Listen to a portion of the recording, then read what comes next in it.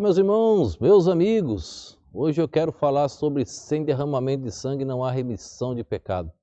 E eu vou ler uma série de textos. Acho que eu nunca fiz uma com tantos textos bíblicos, mas eu quero ler essa sequência de textos para você compreender a importância do sangue do nosso Senhor e Salvador Jesus Cristo.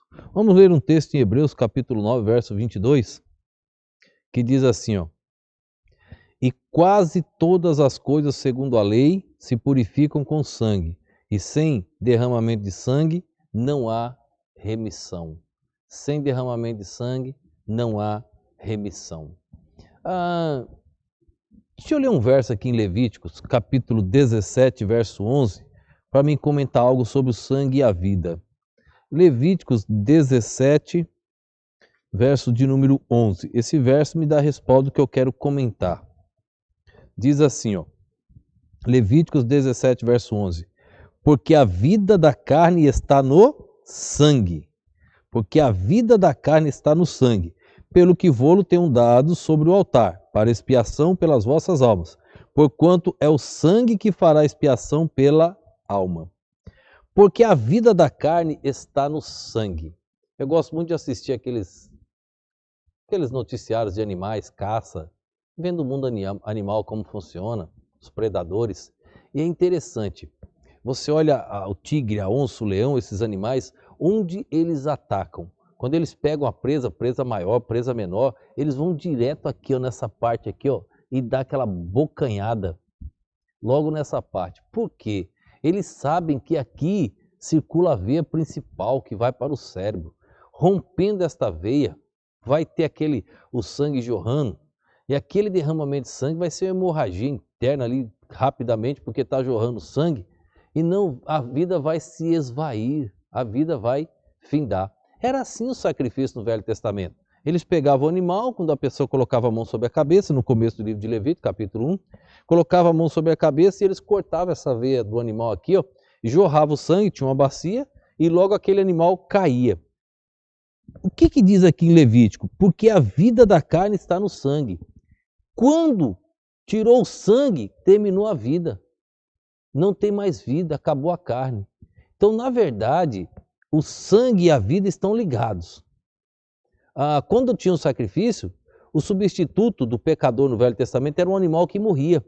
Quando cortava a veia, o sangue jorrava, ali estava a vida, e aquela vida, o corpo inteiro caía, tombava, uma vida que se foi no lugar de um pecador.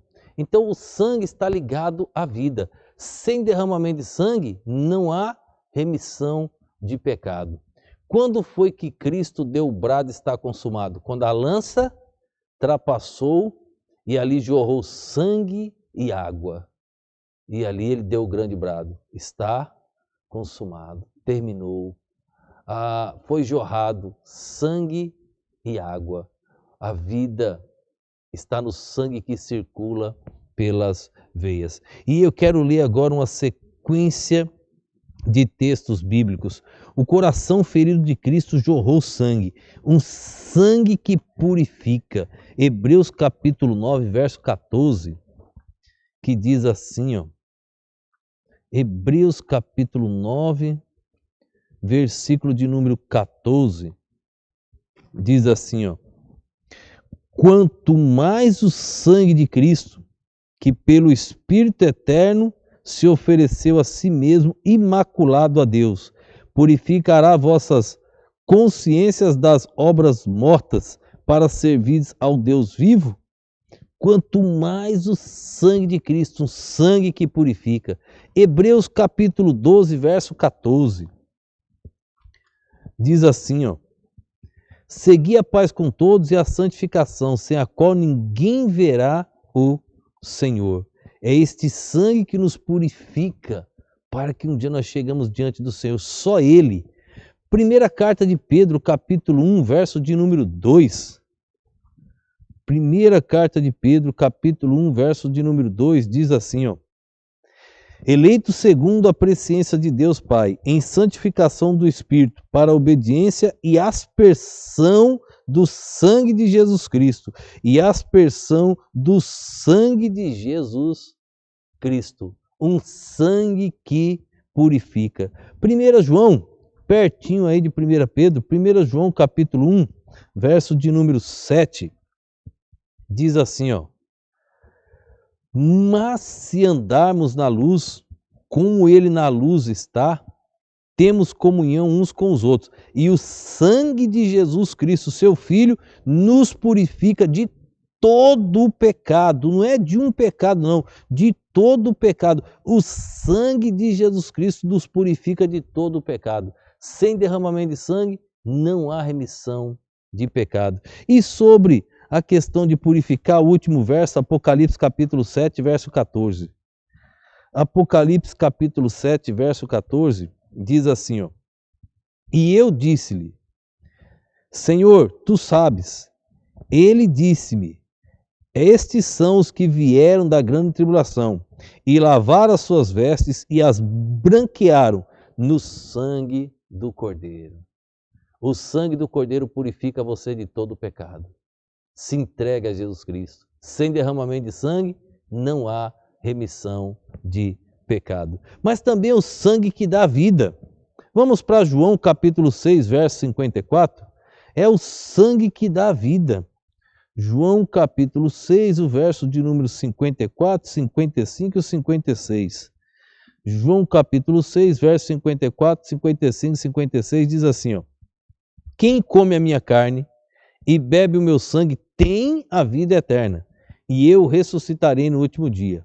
Porque a minha carne verdadeiramente é comida e o meu sangue verdadeiramente é bebida.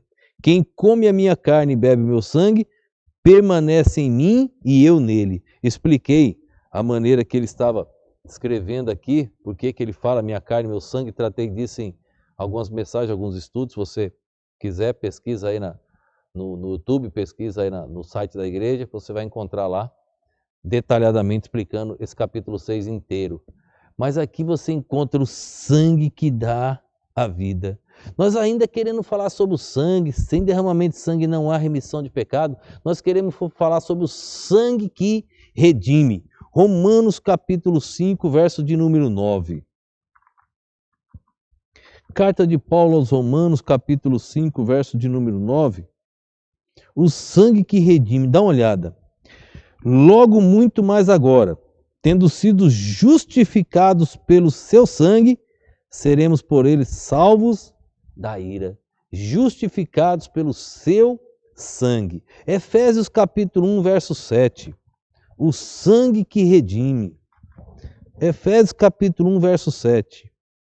Em quem temos a redenção pelo seu sangue, a remissão das ofensas, segundo as riquezas da sua graça. E ainda o sangue que reminde, 1 Pedro, capítulo 1, verso de número 19. Primeira carta de Pedro, capítulo 1, verso de número 19, diz assim, ó: mas com o precioso sangue de Cristo, como de um cordeiro imaculado e incontaminado. Precioso sangue de Cristo. Sem derramamento de sangue, não há remissão de pecado. Como o salvo pode perder se ele encaixar nos requisitos que Deus colocou aqui? Se ele reconheceu Cristo como único suficiente Salvador, se ele se entregou, se ele foi lavado e remido pelo sangue do Cordeiro, não pode perder jamais esta salvação. Mas ainda queremos falar do sangue que une o crente entre si, que une os crentes entre si. Efésios capítulo 2, verso 13. O sangue que nos dá essa união, que eu posso te chamar de irmão em Cristo Jesus. Efésios capítulo 2, verso de número 13. Diz assim, ó: que naquele tempo estáveis sem Cristo, separados da comunidade de Israel e estranhos às alianças da promessa, não tendo esperança, sem Deus no mundo. Naquele tempo estavam separados, agora ele uniu. É o sangue que pode transformarmos pessoas em irmãos em Cristo Jesus. Colossenses capítulo 1, verso 20. Colossenses capítulo 1, verso de número 20, diz assim, ó: e que, havendo por ele feito a paz pelo sangue da sua cruz, por meio dele reconciliasse consigo mesmo todas as coisas, tanto as que estão na terra, quanto as que estão no céu. O sangue que pode tornar os crentes, as pessoas, irmãos em Cristo Jesus. Filhos de Deus, ter um Pai, Deus, e agora irmãos em Cristo Jesus. A verdadeira irmandade. E por último, o sangue que unifica o crente com Jesus e com Deus. O sangue que unifica o crente com Jesus e com Deus. Vamos ler novamente lá. João 6,56.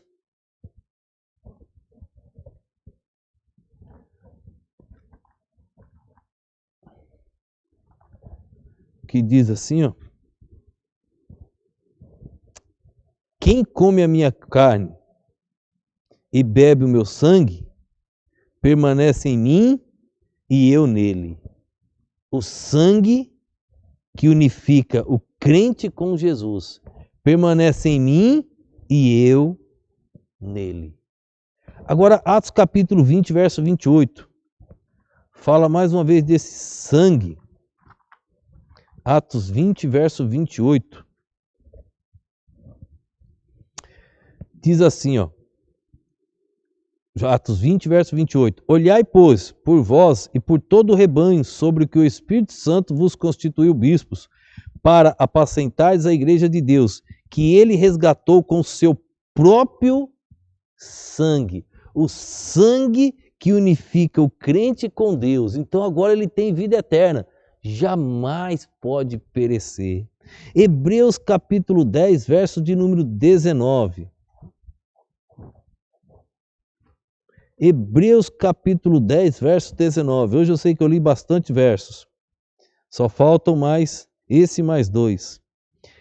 Tendo, pois, irmãos, ousadia para entrar no santuário pelo sangue de Jesus.